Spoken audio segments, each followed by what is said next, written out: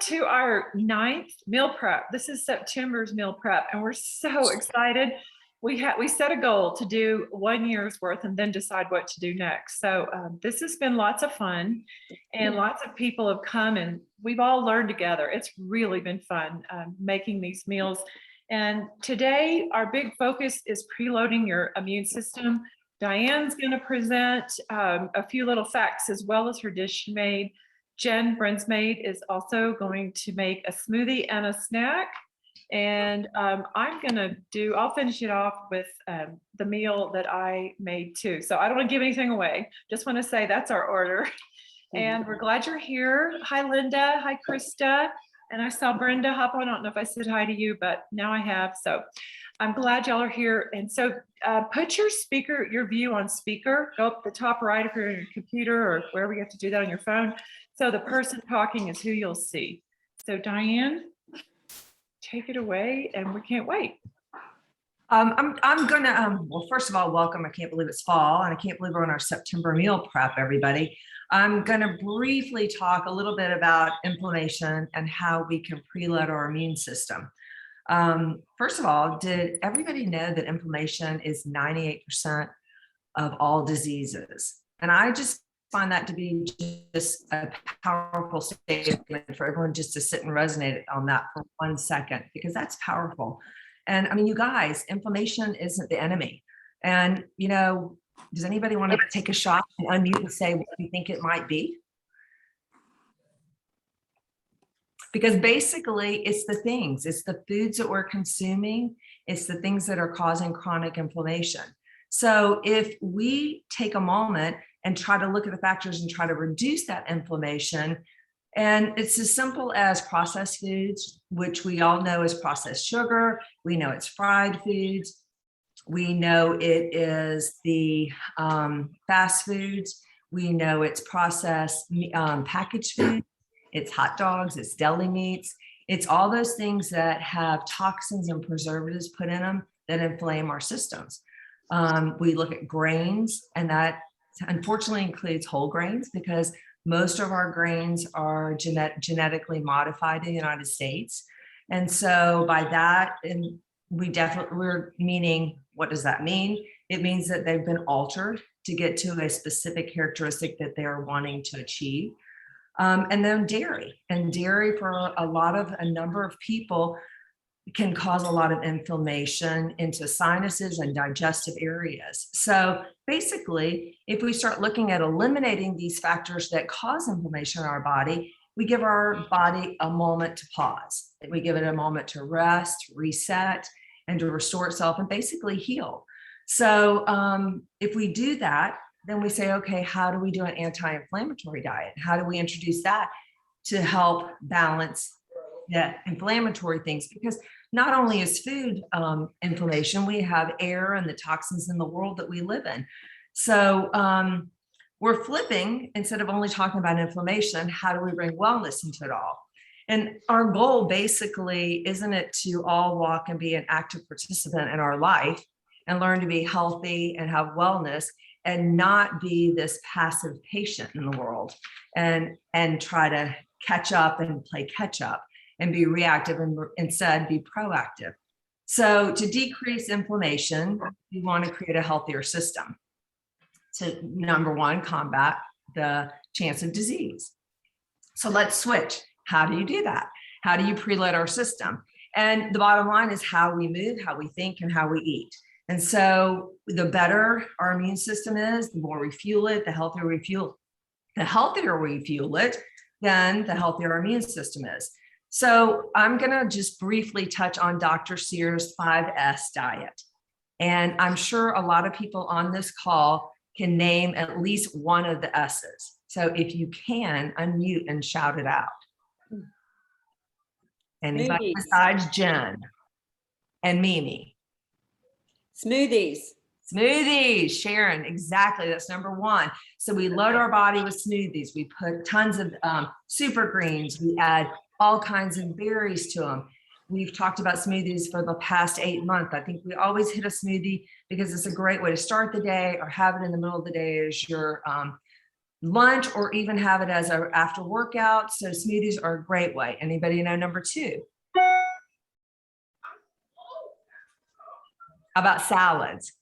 Salads are a great way to throw in. And always remember, don't be afraid to spice up and make it a superfood salad and throw in spices. You can always throw in turmeric, you can throw in cinnamon, you can throw in ginger. So be creative with your salads. Don't just stick with just a green salad and carrots and a tomato. Spice it up and color it up.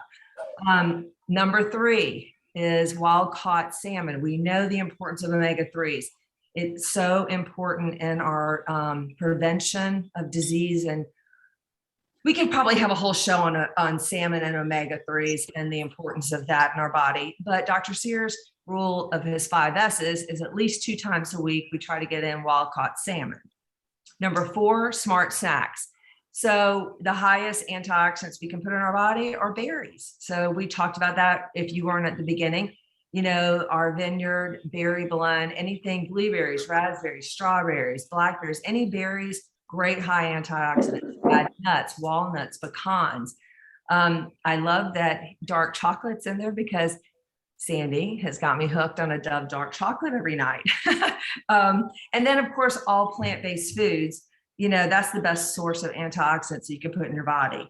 And then of course, we also always say supplements and whole food supplements that are filled to just fill the gap. And, you know, we always say, make sure you look at the supplements you're taking, make sure they're backed by science, make sure that they are actually helping the immune system, and that they have a high rate of absorption of nutrients into the body. So we have a great link to that. If anybody's interested in listening to Dr. Sears, just put a note in the chat. We'll throw it out to you and send it to you if you want to listen to it. He's amazing, and it's a really a wealth of knowledge to listen to him. I just hit it briefly. So I'm going to go into what I'm cooking. I'm doing a Brussels sprout salad, and I did it with a piece of salmon that I boiled in the oven. So my salad is, you take basically shaved Brussels sprouts, and you toss it with a little bit of olive oil and some sea salt and some black pepper. So I'm going to tip down so you guys can kind of see what I've done, because I prepped it for you so you can kind of see the food that was cooking. So hang on, let me just kind of get my food situated so you can kind of see what it is. Tell me if you can see it, or do I need to tip a little more? I need to tip. You know, this cooking show is not as good as easy as it always looks on television. Okay, can you guys kind of see? Yes. Amy, can you see it? Yes.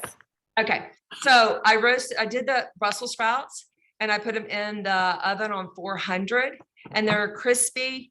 And then you just dice up some red onions, which are going to go into them. And then I did julienne some green apples. And I did, which is the perfect thing to tell you guys, and my bowl is a little too small, which I'll have to get a bigger bowl to toss it. But I threw in some perfect oxidation, because I prepped earlier, and everybody knows what happens to an apple if you cut it and you leave it out. Any takers to answer my question again? It turns brown. Oxidation. It turns brown. So I tossed it with a little bit of lemon juice so the apple stayed pretty. And then you toss in some walnuts. So I'm going to get a bowl. And then I did my salmon. So let me grab that and I'll show it to you. And then I made the dressing. And the recipe calls for it calls for sour cream, a fat-free sour cream. And I just did a Greek yogurt, a 0%, the Fage Greek yogurt instead, because I don't have sour cream. So I did the Greek yogurt, and you dice some cucumbers, and you do some minced garlic, a little bit of sea salt, and a little bit of black pepper. And then just because I'm so used to tzatziki, I threw a little bit of lemon juice in there as well, just to add a little flair to it. So here's my salmon. You can see it. I'm single tonight. My husband's out of town, so it's a one piece. So I'm eating alone. That's why you see one piece of fish. And I'm going to toss up the salad, and then I'm not going to add the dressing, because the beauty of this whole magazine is you can make all this stuff. You don't have to put in, actually, this recipe called for grilled chicken, but I threw it in with salmon because we were talking about the 5 S's. So you could do it with grilled chicken or salmon. But the beauty of this whole thing is meal prepping. So you can do all this ahead of time, keep this dressing on the side, and then mix it for a couple of days and throw your grilled chicken and your Brussels together and have your salad and have a couple meals for a few days, and not just make it for your one meal dinner. So that's my thing. I'll toss it while I'm passing it to Jen. Jen, I'm in Atlanta. We're moving to Austin, Texas. So Jen, take it away. Hey, everybody. I wanted to say thank you all for spending some time with us on Sunday. I know that weekends are busy and Sundays are oftentimes a day for just relaxing. So hopefully you will get a lot of value out of this 30 minutes of meal prepping. So yeah, for me, I don't always meal prep. I'll be honest with you. It's a lot of work, but the weeks that I intentionally make a decision to meal prep, my week is totally different. It is so much smoother. I have a daughter that dances several days a week, and it's, oftentimes we're not all eating together, but I love the fact that we can cook something and everybody can enjoy it. But when we're meal prepped, it's just so much easier. So I'm so excited because I had to prepare for this. I had to make a few things.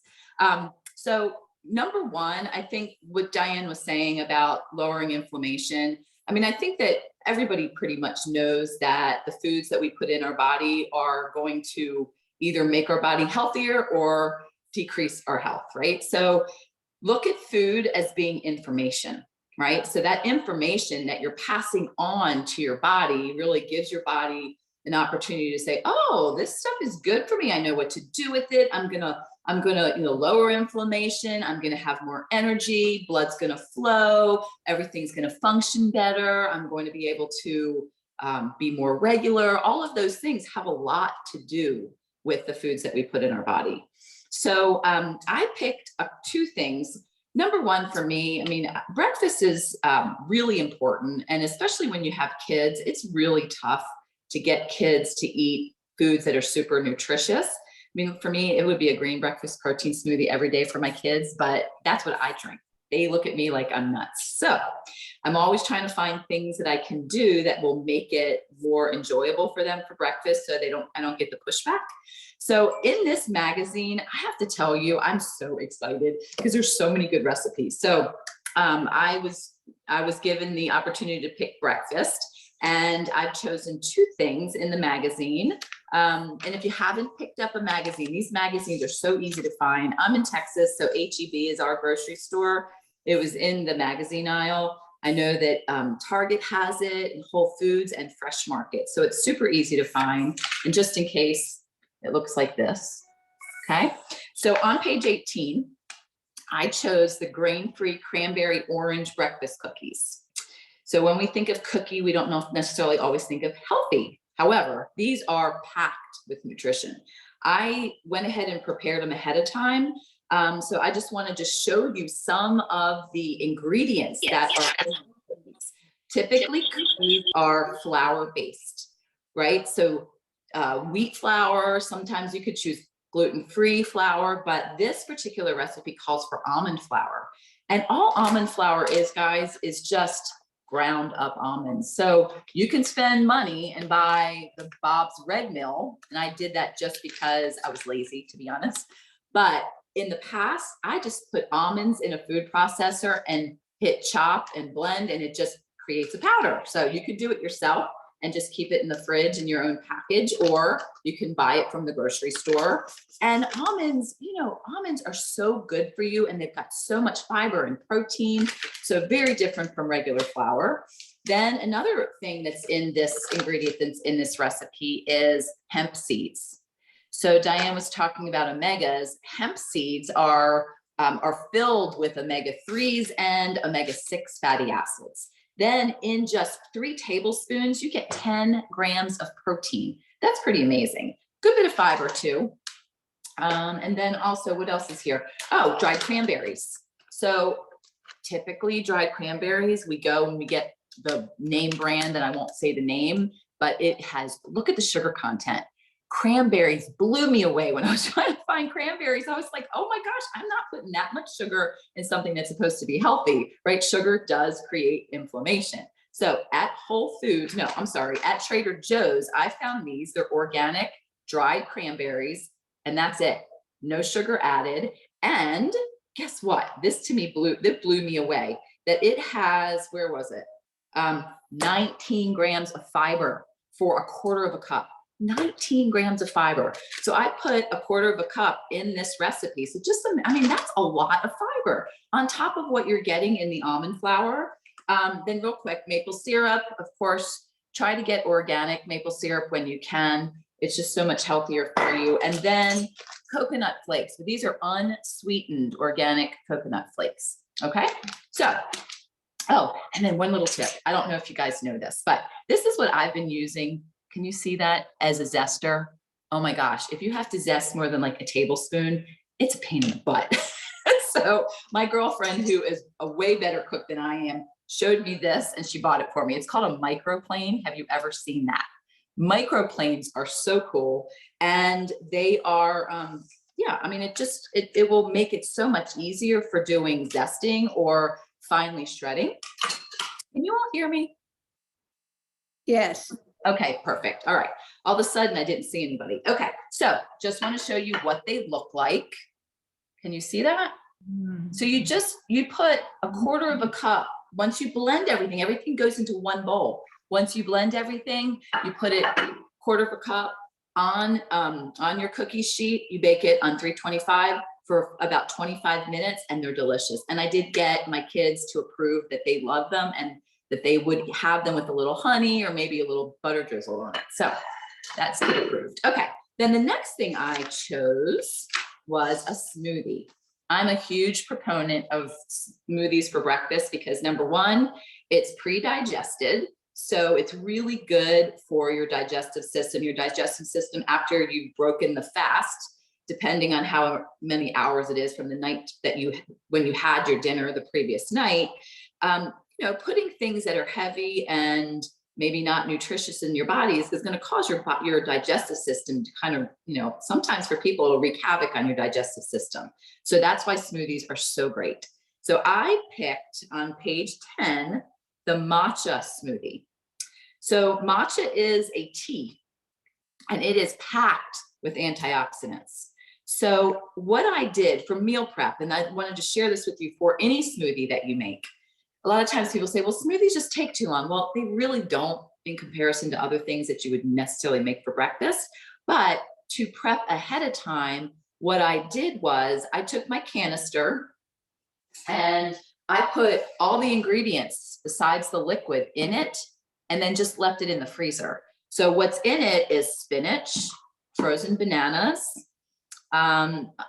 chopped pineapple, hemp seeds, the matcha powder, vanilla, and then I'm going to pour in the unsweetened almond milk and I'm going to pour the vanilla in. So you basically are putting the liquid in when you're ready to do the smoothie. Okay.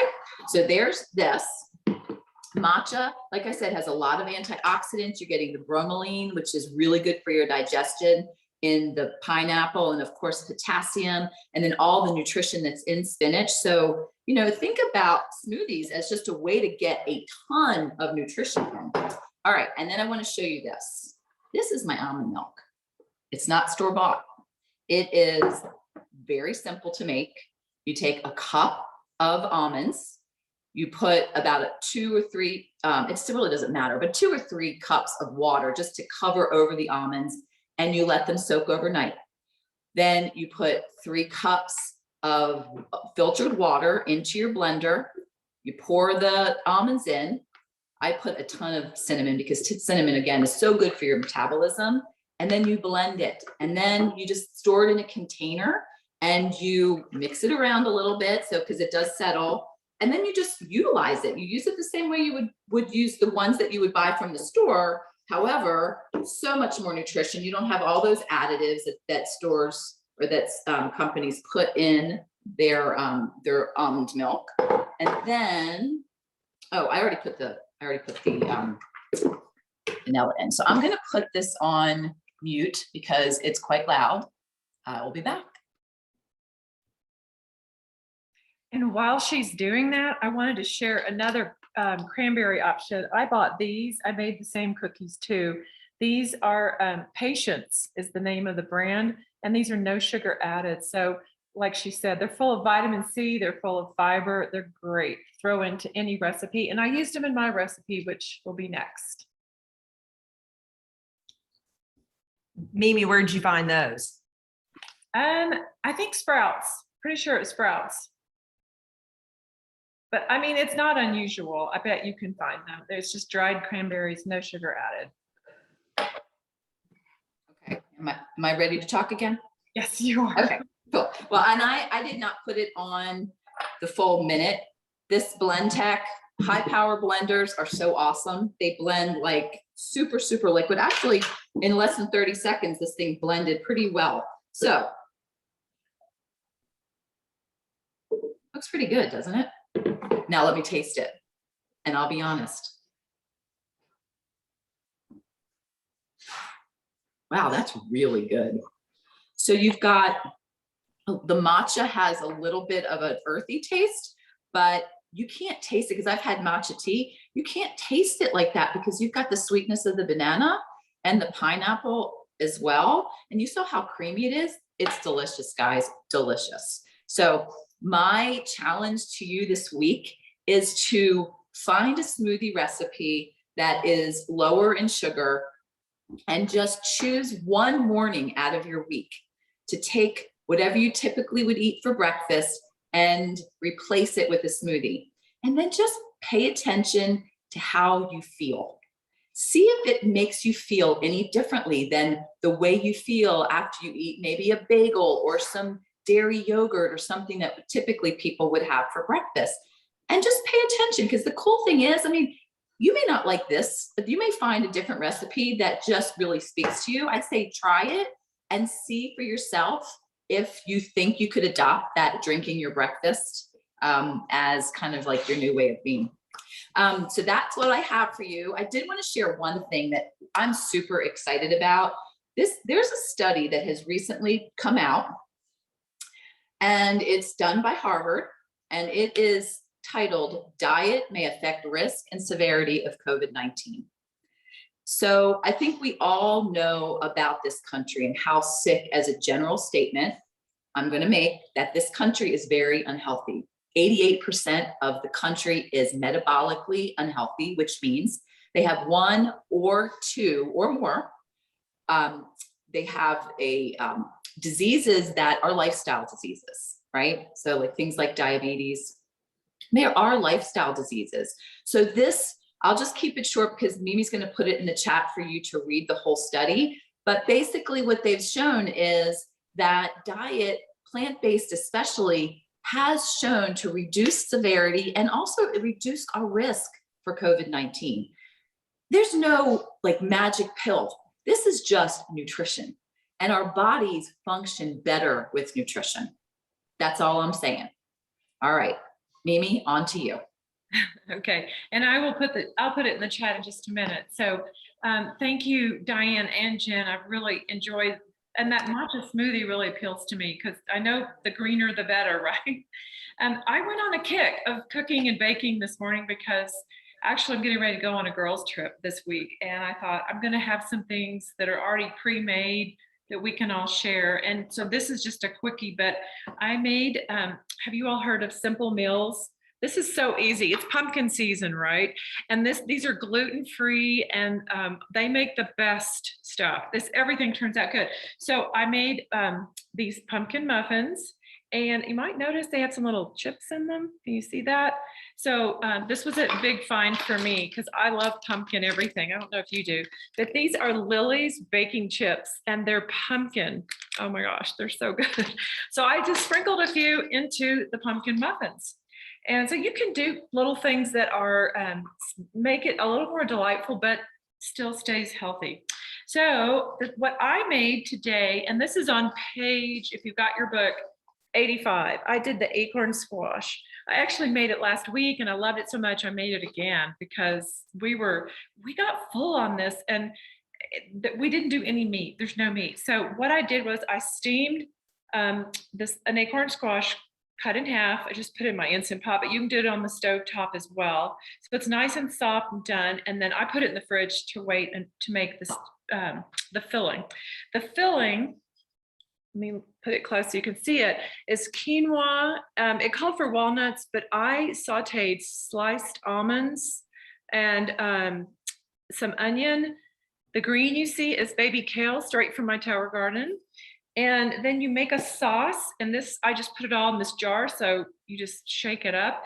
It's lime juice, vinegar, apple cider vinegar, raw honey, a little Dijon mustard, and cayenne. So back to the spices, I also added cinnamon. So acorn squash is so good with cinnamon. In fact, when I bake it, I'm going to sprinkle some cinnamon more on top, and I put just a tiny bit of cayenne because cayennes can be strong. And I put some in here too. So I will just add my sauce into the filling, throw it in here, and I'll bake it. I think it says bake it for, at 350, it says for 15 minutes. That's dinner. And I mean, it is so filling and delicious. And we're getting some of those S's in there too. So it's a great, great dish to make in advance. So you can, all these are great for meal prep, that you can have them ready to go for the week. Literally, I spent 2 hours in the kitchen and I made enough food that would feed us. There's, for the two of us, I guess you'd have to double it if there's bigger family, but I made enough for us to get by for the week. But like I said, I'm leaving. So at least there'll be some extra food around. So that is it for our meal prep. And we can stick around and talk about more recipes or answer questions, but I'm going to stop the recording.